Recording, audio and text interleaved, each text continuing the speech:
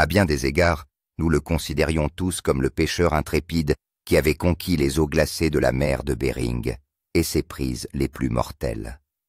Il était l'homme qui regardait le danger en face et en ressortait plus fort à chaque fois. Et si le danger n'était pas inscrit sur des panneaux ou des cartes, mais qu'il était présent dans chaque vague déferlante et dans chaque rafale de vent glacial, aujourd'hui nous tirons le rideau sur les luttes, les confrontations et les vérités cachées dont peu ont osé parler. Ce que vous allez découvrir pourrait bien changer à jamais la façon dont vous le voyez. Restez avec nous, vous ne voudrez pas manquer cette révélation. Si vous comptez parmi les fans inconditionnels de Jake Anderson, vous avez sans doute entendu les récents titres qui circulent sur Internet. La star de Deadliest Catch a de nouveau attiré l'attention du public, mais cette fois-ci, il ne s'agit pas seulement de la mer. Que s'est-il vraiment passé? Ces histoires sont-elles de simples rumeurs ou une vérité douloureuse se cache-t-elle sous la surface?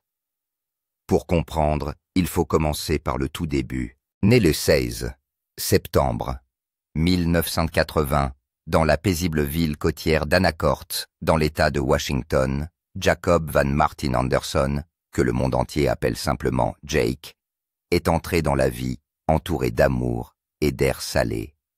Son père Keith Anderson, un ancien pêcheur devenu conseiller au lycée, et sa mère Donna, une femme au foyer attentionnée, lui ont apporté stabilité, chaleur et un socle de valeurs fortes.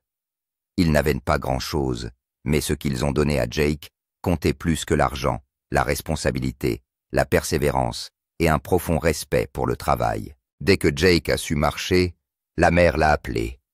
Il a grandi en écoutant les récits de son père qui lui parlait de tempêtes mettant le courage à l'épreuve, de filets chargés d'espoir ou de chagrin, et d'hommes qui s'en remettaient à leur instinct pour survivre.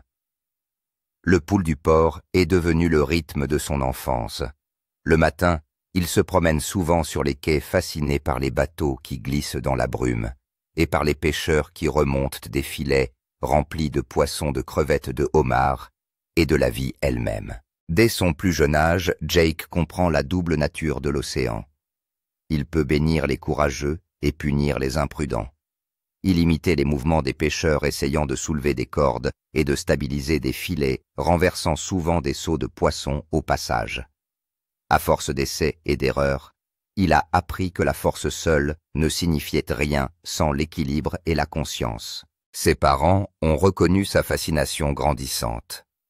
Keith lui a enseigné non seulement la mécanique de la pêche, mais aussi des leçons sur les choix, le risque et l'intégrité. Donna lui a parlé avec douceur de patience, d'empathie et d'endurance. Ensemble, leur sagesse a façonné la compréhension de la vie de Jake et est devenue plus tard sa boussole dans le monde rude et imprévisible de la pêche commerciale. Pour Jake, la véritable éducation s'est faite bien au-delà de la salle de classe. Il a fréquenté l'école publique locale d'Anacourt, mais ce sont les quais qui sont devenus sa véritable école, et la mer son plus grand professeur. Chaque été, il accompagnait son père lors de sorties de pêche, apprenant à diriger les bateaux, à réparer les filets déchirés et à lire les avertissements subtils du ciel avant une tempête.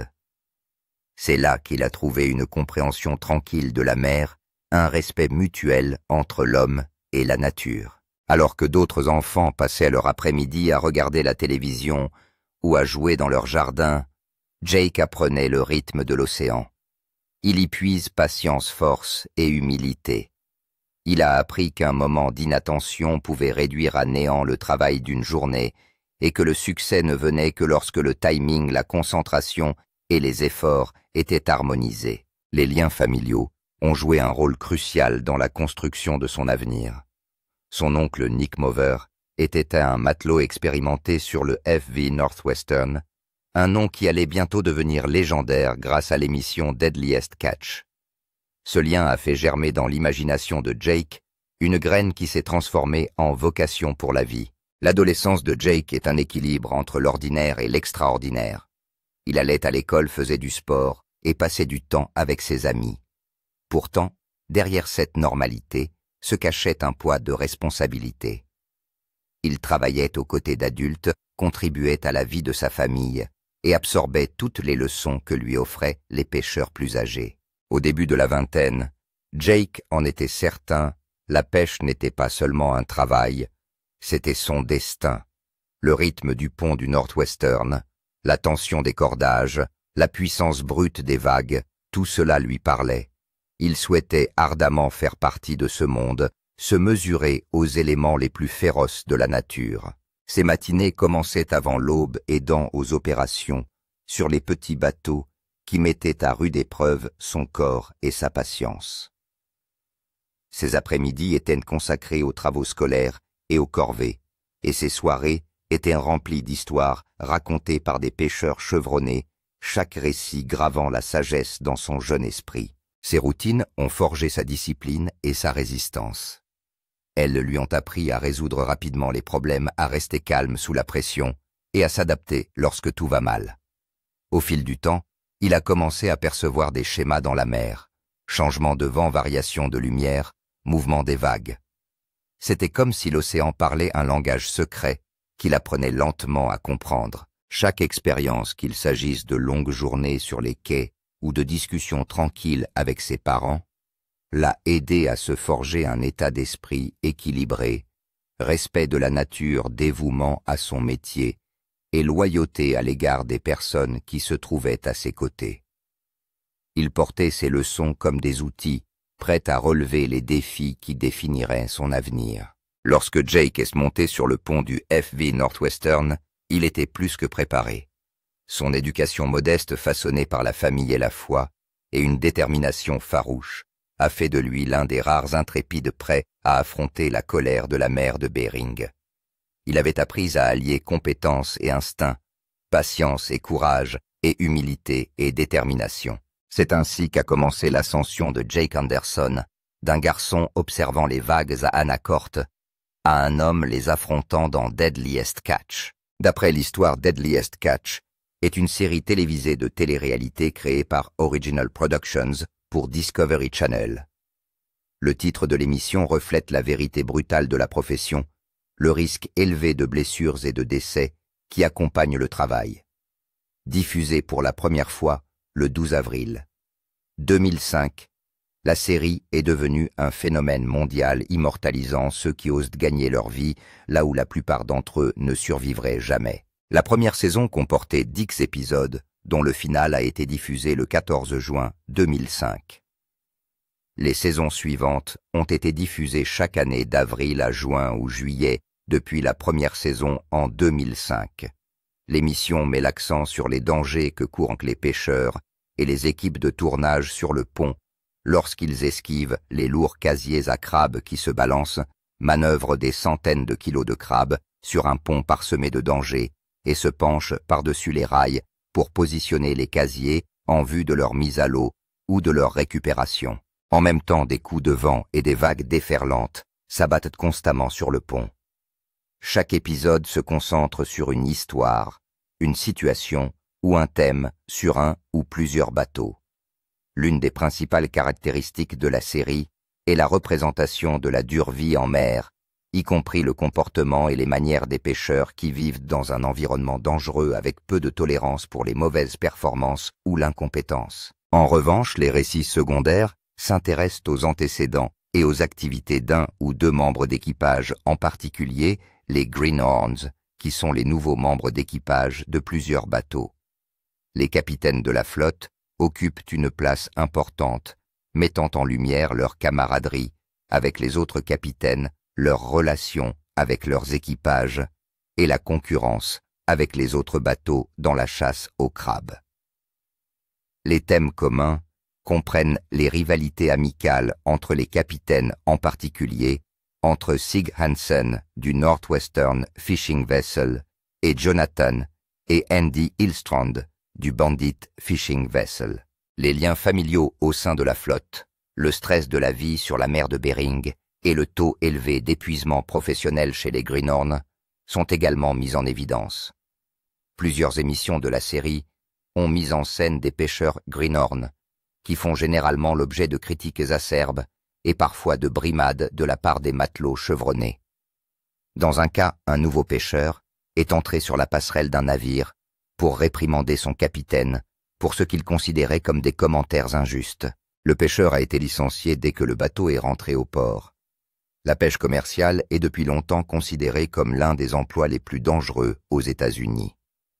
En 2006, le Bureau des statistiques du travail a classé la pêche commerciale comme l'emploi présentant le taux de mortalité le plus élevé, avec un taux de 140 éteints pour 100 000, soit près de 75% de plus que le taux de mortalité des pilotes, des mécaniciens de bord et des bûcherons, qui sont les professions les plus dangereuses suivantes. Cependant, la pêche au crabe royal en Alaska est considérée comme encore plus dangereuse que la pêche commerciale moyenne en raison des conditions qui règnent dans la mer de Bering pendant les saisons de pêche au crabe. Selon l'épisode pilote, le taux de mortalité pendant les principales saisons de pêche au crabe s'élève en moyenne à près d'un pêcheur par semaine, tandis que le taux de blessure pour les équipages de la plupart des bateaux de pêche au crabe est de près de 100%, en raison des conditions météorologiques difficiles, telles que les coups de vent glacial, les vagues scélérates, les formations de glace sur et autour du navire, et le danger de travailler avec des machines aussi lourdes sur un pont de bateau en perpétuel mouvement. En raison du danger que représente la pêche au crabe en Alaska, les hélicoptères de sauvetage des gardes-côtes américains stationnés au commandement de soutien intégré de Kodiak en Alaska et leur avant-poste sur l'île de St. Paul Island près de l'extrémité nord des zones de pêche au crabe sont souvent montrés en train de sauver des membres d'équipage de crabiers victimes des conditions difficiles de la mer de Bering. L'équipe de sauvetage des gardes-côtes américains a joué un rôle important dans l'épisode concernant la perte du bateau de pêche Big Valley en janvier. 2005, la perte du bateau de pêche Ocean Challenger en octobre.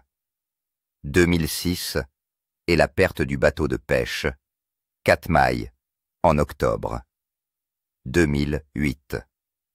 Pendant le tournage, Original Productions maintient une équipe de tournage stationnée avec les gardes-côtes pour se préparer à de tels événements. En 2011, Matt Zoller cite de salon, comme a fait l'éloge de Deadliest Catch, en tant qu'émission de télé-réalité, qui est en réalité une série documentaire sur les ravages causés par un travail physique acharné, et a déclaré que d'autres séries essayant de l'imiter telles que Ice Road Truckers et Swamp People ont tendance à manquer l'atmosphère et l'attention profonde portée à la psychologie qui rendent cette série si spéciale. Jake Anderson a rejoint F&V Northwestern en 2005 à l'âge de 24 ans en tant que greenhorn. Il est arrivé avec l'expérience acquise pendant des années auprès de son père et de son oncle. Cependant, il n'avait jamais été confronté aux conditions extrêmes ou à la surveillance constante d'une opération de pêche télévisée. Honnêtement, ses premiers jours à Northwestern ont été rigoureux. Jake a appris à transporter des casiers à crabes pesant des centaines de kilos, à réparer des lignes et des filets par des températures inférieures à 0 et à répondre instantanément aux situations d'urgence. Au départ, ces processus étaient complexes malgré les expériences passées avec son père et son oncle. Pourtant, au fil du temps, il s'est rapidement adapté au rythme de la vie en mer, en observant et en écoutant les matelots expérimentés, en reconnaissant les signaux tacites de danger ou d'opportunité, et en adhérant au leadership rigoureux mais efficace de Sig Hansen. Jake a fait preuve d'une capacité naturelle à apprendre et à appliquer les enseignements que l'eau avait à offrir et qui ne pouvaient pas être acquis dans une salle de classe. Il a amélioré ses compétences en matière de contrôle du matériel d'anticipation des changements météorologiques et de maintien du calme pendant les tempêtes qui menaçaient l'équipage et la prise. L'émission dépeint à la fois les relations interpersonnelles de l'équipage et ses difficultés physiques.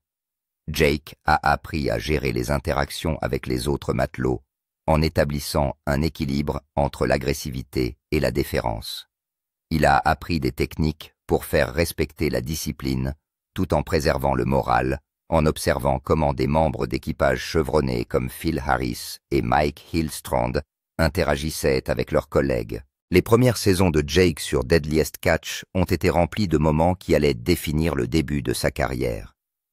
Il a enduré des vents glacés, des houles massives, et un travail éreintant, tout cela pendant que les caméras documentaient son évolution de jeune homme inexpérimenté à matelot de pont fiable. Dans chaque épisode, les téléspectateurs ont vu à quel point les pêcheurs travaillaient dur et à quel point chaque voyage pouvait être dangereux. Ils ont vu des hommes travailler dans les tempêtes, le froid et les nuits blanches. Ils ont également vu la douleur lorsque quelqu'un était blessé ou lorsque la mer prenait une vie. En outre, la série a montré qu'il faut plus que de la force pour survivre dans ce monde, et Jake est devenu une partie de cette histoire. Il a montré les efforts qu'il faut déployer pour continuer à exercer un métier aussi risqué, et que ceux qui le font ne sont pas de simples travailleurs, mais de véritables héros de la mer. Grâce à l'émission, les téléspectateurs ont pu comprendre les réalités de la vie en mer et les caractéristiques qui distinguent les pêcheurs qui réussissent. La participation de Jake a donné plus de profondeur à l'histoire de Northwestern, en mettant en évidence les exigences émotionnelles et physiques intenses du métier, et en montrant le parcours d'un amateur à un professionnel chevronné. En mettant en lumière les risques, les victoires et les drames humains qui caractérisent l'industrie, la série résume l'essence de la pêche commerciale au crabe. Cependant, derrière les sourires à la caméra, Jake traversait tranquillement un moment difficile dans l'émission, moment d'émotion et de controverse. Pour Jake Anderson, il est devenu évident que Deadliest Catch était plus qu'une simple émission sur le déplacement de casiers à crabes. C'était une plateforme pour la vulnérabilité humaine, les émotions non filtrées et les luttes internes qui surviennent lorsque la pression extrême entre en collision avec la célébrité et la responsabilité. La vie sur la mer de Bering est implacable. En plus de documenter les risques physiques du travail, les grandes vagues, les ponts glacés et le travail éreintant, les caméras ont également capturé les conflits intérieurs qui ont façonné certains des moments les plus mémorables et les plus litigieux de Jake. Son voyage n'a pas seulement consisté à maîtriser la mer, mais aussi à affronter des démons personnels, à faire face à la perte d'un être cher et à gérer les conflits avec un équipage composé de personnalités et d'histoires fortes. L'eau exige de la résilience en plus de l'excellence, car toute erreur peut mettre des vies en danger. Après une journée qui l'a poussé dans ses derniers retranchements, Jake a été vu à plusieurs reprises devant la caméra, en train d'essayer de réprimer ses émotions. Ces accès d'émotion étaient de véritables aperçus d'un jeune homme luttant contre la pression de faire ses preuves dans un domaine où les erreurs peuvent avoir de graves répercussions, et ils n'ont jamais été mis en scène pour le bien de l'émission. Malheureusement, le combat personnel de Jake contre la toxicomanie, qui est devenu une partie très personnelle et très connue de son histoire, a aggravé ses difficultés. Son combat contre l'alcoolisme n'a pas été caché aux caméras, ce qui a donné à l'émission un aspect honnête et sans fard, permettant ainsi aux téléspectateurs d'avoir un lien avec Jake. Tout en continuant à remplir ses fonctions exigeantes au sein du Northwestern, les téléspectateurs l'ont vu faire face aux répercussions de ses décisions, chercher de l'aide et se battre pour se rétablir. C'est quoi? C'est dur. Ces moments illustrent le fait que parfois même les personnes qui semblent fortes, capables et courageuses ont des problèmes internes qui peuvent être aussi dangereux et dévorants que les tempêtes en mer. Soyons honnêtes, le parcours de Jake n'a pas été sans heurts. Il a connu des échecs, des moments de vulnérabilité et des jours où ses démons personnels et ses attentes se sont rencontrés. Cependant, les téléspectateurs et la communauté des pêcheurs ont répondu avec empathie, admiration et parfois controverse à son désir de transparence sur ses défis. Plusieurs scènes inoubliables ont illustré l'intensité du voyage émotionnel de Jake.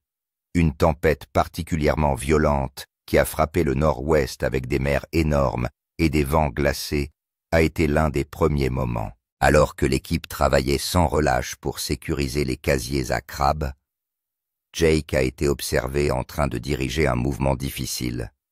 La vidéo mettait en évidence les effets néfastes du travail sur les personnes, notamment l'épuisement, le stress et les crises de panique, même chez les membres expérimentés de l'équipe. Il s'agit d'un moment clé de l'émission qui montre que le courage est la décision d'agir malgré la peur. Un autre épisode inoubliable est centré sur un conflit entre Jake et un matelot supérieur à propos de la manipulation d'un casier particulièrement lourd. La dispute s'est envenimée devant les caméras, révélant de profondes tensions. Jake, jeune et ambitieux, dérangeait parfois la hiérarchie du navire en remettant en cause des décisions et en exprimant ses opinions sans crainte. Ces événements représentent son assurance grandissante, ainsi que les difficultés à s'intégrer dans un groupe soudé dans des circonstances difficiles. Les épreuves de la vie en mer ne se limitent pas au temps et aux vagues, mais s'étendent à l'équilibre délicat des relations humaines, et les fans se souviennent que c'est l'une des rares fois où les conflits de personnalité au sein du Northwestern ont été pleinement mis en évidence. La réaction de Jake à la mort d'un collègue pêcheur est un autre moment qui a retenu l'attention du public. L'émission a fait état de son profond chagrin et des conséquences psychologiques de la perte d'un être cher dans un domaine où le danger est constant. Cela ressemble à la perte d'un être cher ou d'un frère ou d'une sœur. Son expérience souligne le poids émotionnel porté par tous les membres d'équipage, en particulier ceux qui, comme Jake, étaient plus jeunes et apprenaient encore à naviguer en mer et à gérer les coûts personnels du travail. Au fil des saisons, Jake est confronté à un combat intérieur silencieux. Il visait la perfection dans tout ce qu'il faisait et avait du mal à accepter les erreurs, qu'il s'agisse des siennes ou de celles des autres. Le poids de cet état d'esprit alourdissait ses journées sur le bateau. Il avait des convictions bien arrêtées sur la manière dont le travail devait être effectué, et ces divergences provoquaient parfois des tensions avec d'autres membres de l'équipe qui choisissaient d'autres manières d'accomplir leurs tâches. Les caméras ont tout enregistré, les haussements de voix, les longs silences et les moments de colère. Elles ont également capté les changements qui s'opéraient en lui. Les gens ont vu Jake faire une pause avant de réagir, admettre ses erreurs et en tirer les leçons. Avec le temps, il est passé du statut de nouveau venu agité à celui de personne plus calme et plus prudente sur le pont. Il a trouvé le moyen de maintenir ses normes de travail tout en apprenant à partager l'espace et les efforts avec les autres. Jake a parlé ouvertement de ses combats personnels. Il n'a pas caché son combat contre la toxicomanie ou les difficultés de la vie en mer. Ces moments ainsi que ses désaccords avec l'équipage ont fait de lui l'un des rares personnages de l'émission Deadliest Catch à sembler vraiment réel aux yeux des téléspectateurs. Il n'était pas seulement d'un homme qui tirait des casiers à crabe dans le froid, il était quelqu'un qui essayait de porter la gloire, le devoir et la douleur privée en même temps, tout cela dans l'un des endroits où le travail est le plus dur sur l'océan. L'émission n'a rien caché de tout cela. Elle a montré le bon et le mauvais côté des choses, donnant aux gens une image réelle de qui il était. Les fans en ont beaucoup parlé. Certains l'ont critiqué, d'autres l'ont respecté, parce qu'il était assez sincère pour montrer ses défauts et y faire face devant le monde entier. Même au milieu des tempêtes et du stress, Jake pouvait faire rire les gens. Il plaisantait, aidait ses compagnons d'équipage et trouvait de petits moyens de détendre l'atmosphère. Ce mélange d'humour et de cœur a rappelé à tout le monde que derrière le danger et le dur labeur, il y avait encore de la place pour l'amitié et l'attention. Le temps passé par Jake Anderson sur Deadliest Catch a montré à quel point la vie en mer peut être réelle. Il a prouvé que le courage et la douleur vont souvent de pair, que le succès et la lutte font partie de la même histoire, et que les amitiés nouées au large sous un ciel froid et dans des eaux agitées peuvent être à la fois fortes et fragiles. En bref, l'histoire de Jake ne se résume pas au courage et au travail acharné. Elle parle aussi de souffrance, de perte et de persévérance. Les téléspectateurs l'ont vu souffrir du deuil, lutter contre la toxicomanie et vivre des moments difficiles avec ses collègues. Comme tout le monde, il a parfois été poussé à bout par la tension de la vie en mer et l'angoisse de la perte d'un être cher. Malgré ses erreurs et son combat contre l'addiction, il n'a jamais renoncé à changer de vie. Tragédie. Avez-vous déjà perdu quelqu'un de si proche que vous avez eu l'impression que le monde s'arrêtait de bouger? Vous êtes-vous déjà demandé comment continuer à avancer lorsque les personnes qui ont fait de vous ce que vous êtes ont soudainement disparu? Pour Jake Anderson, cette douleur a fait partie de son histoire bien avant la célébrité ou la télévision. Sa vie a changé du tout au tout lorsqu'il a perdu sa jeune sœur Emily. Elle est décédée alors que Jake avait une vingtaine d'années, et la nouvelle l'a frappé plus durement que n'importe quelle tempête qu'il aurait à affronter en mer. Jake et Emily avaient tout partagé pendant leur enfance, des rires, des secrets d'enfance et de longues journées au bord de l'eau dans leur ville natale d'Anacourt. Ils aidaient leur père et leurs oncles à pêcher et rêvaient ensemble de l'avenir. Emily était plus qu'une sœur. Elle était son amie, son soutien et sa lumière. Lorsqu'elle est partie, le silence qui a suivi a semblé interminable. Avez-vous déjà essayé d'aller de l'avant en portant une telle douleur? Pour Jake, le chagrin n'était pas quelque chose qui s'effaçait. Il faisait partie de lui et il n'avait pas d'autre choix que de vivre avec. Ce n'est pas tout. La disparition soudaine de son père perdu en mer dans des circonstances mystérieuses est venue s'ajouter au poids du chagrin. Soudain, les eaux qui avaient été essentielles à l'identité et à la vie de Jake se sont transformées en un lieu d'incertitude et de peur. Keith avait été un mentor, un guide et une présence constante dans le monde de Jake. Sa disparition l'a contrainte à affronter la fragilité de la vie de manière inattendue. Autrefois symbole de talent de famille et de coutume, la mer lui rappelle aujourd'hui la mort et le danger permanent qui caractérisent la carrière qu'il aimait. Malheureusement, sa résilience, sa concentration et son sens de l'objectif ont été mises à l'épreuve par le poids émotionnel de la perte de son père et de sa sœur. Malheureusement, ces rencontres ont eu un effet important sur la santé mentale de Jake.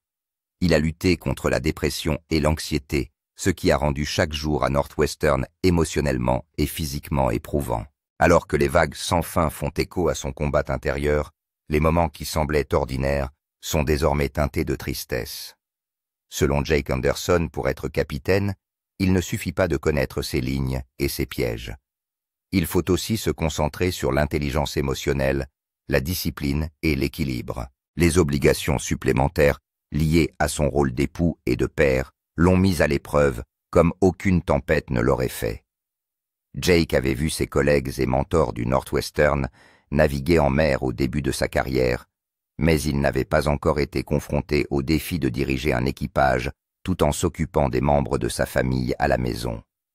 Le mariage et la parentalité ont introduit de nouveaux enjeux: tenir ses promesses, rester présent dans la vie d'un enfant et être un partenaire dans un monde où le temps se mesure en marée et en changement. La pression s'est accrue lorsque Jake a pris la direction de la saga. Même si la saga était plus petite que le Northwestern, elle se trouvait toujours dans les mêmes conditions dangereuses de la mer de Bering. Et Jake était désormais seul responsable de chaque choix, de chaque action et de la sécurité de chaque membre de l'équipage.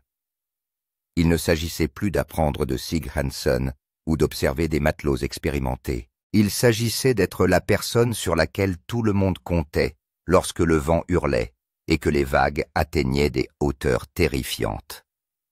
Chaque décision, qu'il s'agisse du moment de mettre à l'eau, de la manière de gérer une tempête ou de l'annulation d'un transport risqué, était rendue plus difficile par la conscience qu'une seule erreur pouvait avoir des répercussions désastreuses. La responsabilité pesait lourd et la tension était omniprésente. Imaginez la vie de Jake en tant que mari et capitaine. C'était beaucoup de travail. Dans le même temps, la vie personnelle de Jake exigeait de l'attention. Sa femme a donné naissance à un petit garçon, et il s'est rendu compte que le rôle de parent exigeait de la présence, de la patience et de la constance, des qualités difficiles à maintenir pendant les longues périodes d'absence en mer. Cependant, il a dû s'adapter en permanence, en ménageant des moments de connexion dans des fenêtres fugaces à la maison et en utilisant les appels téléphoniques, les messages vidéo et tous les moments libres pour rester proche de ses enfants. Il a dû faire preuve de réflexion et de souplesse pour trouver un équilibre entre les besoins émotionnels de sa famille et la férocité de la mer. Tout en intégrant les leçons de la mer dans son éducation, Jake a dû apprendre à séparer les dangers de sa vie professionnelle, de la sécurité, de sa vie familiale. Même si les tempêtes le tenaient à distance, il comptait bien leur montrer l'exemple en étant discipliné responsable et calme, sous la pression. Pour Jake, le fardeau de la continuité de l'héritage de Sig Hansen représentait une autre difficulté. Des années de compétences, de talent et de leadership ont valu à Sig une réputation exceptionnelle en tant que capitaine. Bien que Jake ait beaucoup de respect pour lui, le public et l'équipage attendent de lui qu'il maintienne le même niveau d'exigence. Outre les compétences maritimes, l'héritage est synonyme de bravoure, de jugement rapide et de capacité à gagner le respect tout en restant aimable dans des circonstances difficiles. Jake a souvent envisagé la responsabilité de faire avancer la saga, sachant que chaque choix serait évalué en fonction des critères rigoureux établis par Sig. Jake a appris à écouter ses instructeurs tout en traçant sa propre route. Malgré les difficultés de la vie sur la mer de Bering, il a mené la saga avec passion, tout en restant présent en tant que mari et père. La gestion des tempêtes internes et externes a nécessité des décisions quotidiennes et des efforts continus. Cela nous a rappelé que la compassion et l'audace sont inextricablement liées pour les personnes qui concilient travail et amour. Quoi de neuf? Vous êtes-vous déjà demandé quel était le destin d'une personne dont chaque jour aurait pu être le dernier? Pour Jake Anderson, la solution est une phase de vie centrée sur le rétablissement d'un sens de la normalité de la famille et de l'introspection. Il a quitté Deadliest Catch après des années de tournage pour passer plus de temps avec sa femme Jenna et leurs 3 enfants. Son univers tourne désormais autour d'Aiden Cadence et Luca et Jake a embrassé le rôle d'un père présent et attentionné avec le même engagement que celui dont il a fait preuve sur le pont de la saga. La famille vit désormais à Seattle, dans l'État de Washington, où Jake a trouvé un équilibre entre sa passion pour l'océan et ses obligations domestiques. Sa décision de quitter l'émission n'a pas été prise du jour au lendemain. Elle est le résultat d'années de travail physique et émotionnel, exigeant de tragédies personnelles et d'un désir de stabilité pour ses enfants. Bien que passionnante et périlleuse, la vie en mer l'a empêché de vivre des événements importants dans son pays et a nécessité des sacrifices qui lui ont pesé lourd. Depuis qu'il a quitté l'émission, Jake a eu l'occasion d'assister à des premiers pas à des pièces de théâtre scolaires et à des dîners de famille quotidiens qui semblaient auparavant relever de l'utopie, et il affirme que ces rencontres sont aussi gratifiantes que n'importe quelle tempête qu'il a réussi à traverser en mer. Jake n'a pas complètement abandonné sa carrière maritime. Pour aider la prochaine génération de pêcheurs à relever les défis de la pêche commerciale en toute sécurité, et avec succès, il a exploré les possibilités d'encadrer de jeunes pêcheurs en partageant ses connaissances et son expérience. En outre, il a exprimé son intérêt pour des fonctions de formation de conseil et de promotion des pratiques de sécurité, ce qui lui permet de rester en contact avec le secteur tout en réduisant les risques physiques qui dominaient autrefois sa vie quotidienne. Sa réputation et son expertise lui donnent une plateforme pour influencer la profession au-delà du pont, et il a embrassé ce nouveau rôle avec la même détermination que celle qu'il a apportée à Northwestern et à la saga. La vie de famille reste au cœur des priorités de Jake. Il participe activement à tous les aspects de la vie de ses enfants, des activités scolaires aux aventures du week-end, et il apprécie les moments que beaucoup considèrent comme acquis. Il a expliqué comment ses expériences ont modifié son point de vue, lui apprenant la patience, l'humilité et l'importance de la présence. Être père et mari a exigé un autre type de courage qui nécessite une résistance émotionnelle plutôt qu'une endurance physique. Jack s'est épanoui dans ses rôles, et sa famille est devenue à la fois une source de motivation et un sanctuaire. Que pensez-vous de la vie de Jake Anderson et des difficultés qu'il a rencontrées? Dites-le nous dans les commentaires. Merci d'avoir regardé ce reportage. Si vous avez apprécié cette vidéo, merci d'aimer, de partager et de vous abonner à cette chaîne pour plus de contenu intéressant. Avant de partir, regardez les autres vidéos sur votre écran